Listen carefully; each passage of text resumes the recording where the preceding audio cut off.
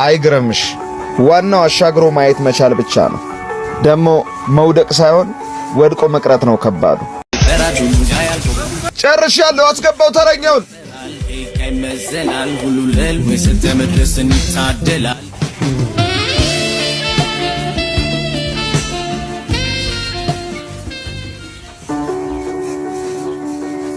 እንዴ ሲሳይ? ሰላም ምህሩ። ማለት አንተ እዚህ እንዴት? ስራ እየሰራው ነው እዚህ። ማለት ካሜራ አለ? ፊልም እየሰራክ ነው? የምን ካሜራ የምን ፊልም ነው? ታዲያ አንተን የሚያክል ትልቅ ነጋዴና ባለሀብት በዚህ አጭር ዓመታት ውስጥ እንዴት ነው እዚህ የተገኘኸው? እውነትሽን ነው። ያዙ ይልቀቁኝ ብዬ ነበር አይደል? ከኔ በላይ ሰው የለም ብዬ ነበር።